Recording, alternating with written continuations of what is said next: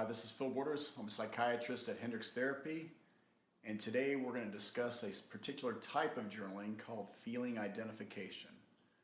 Now, as you recall from our last discussion, journaling is basically where you write down your thoughts, your feelings, your to-do list, events that happened today. You put it down on paper in hopes of finding some understanding, finding some clarity, finding some connections in your thoughts, your feelings, and your life.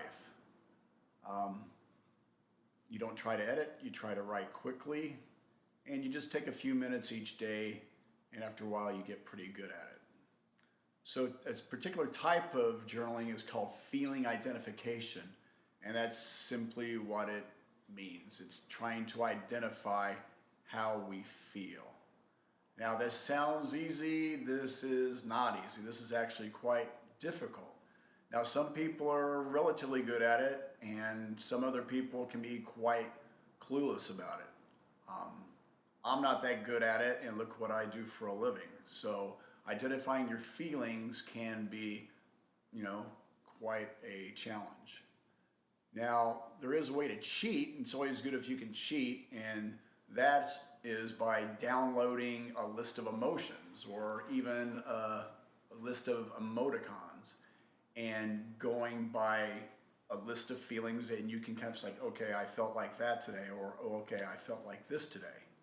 Now, if you don't want to cheat, you can go to your 4 basic food groups of feelings. Those are mad, sad, glad, and they all rhyme, obviously, and then scared. And scared's not that hard, it's just 6 letters.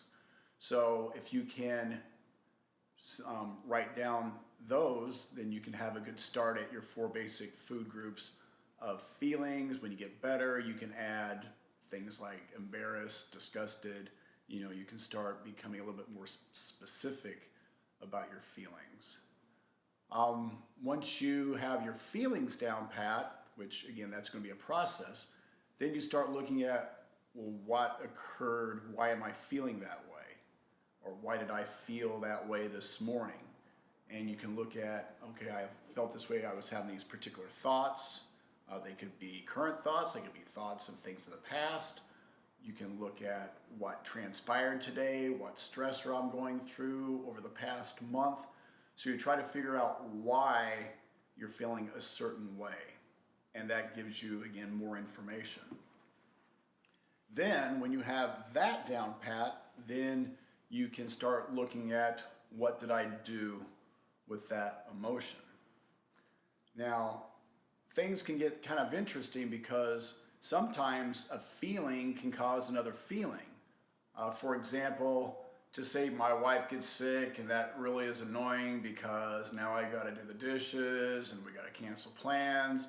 And then I feel kind of embarrassed that I was annoyed.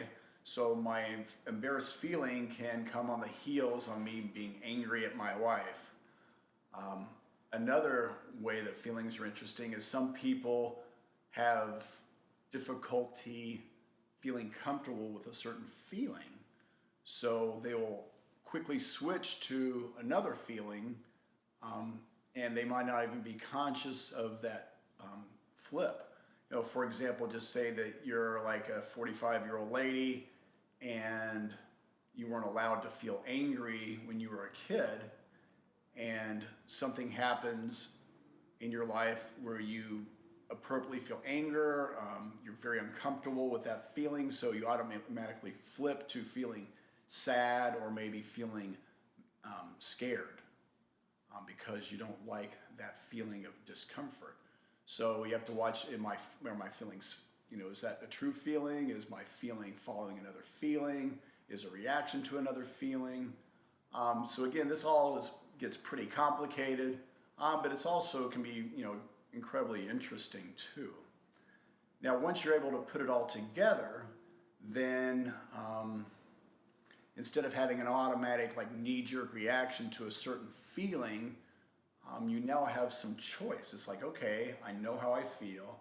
I know why I'm feeling this way, and I don't have to react in a certain way. I can react differently. So now you've got more control, which feels good. And you have more options, and options are always a good thing, except maybe, when you're taking your kids down the candy aisle, then options are always a really bad thing. So you've got more options, you've got more control, and also now you have more information, because feelings give us information, and all that can wind up in giving you a lot more of a feeling of power, and that feels pretty good. Hope this was helpful, and talk to you next time.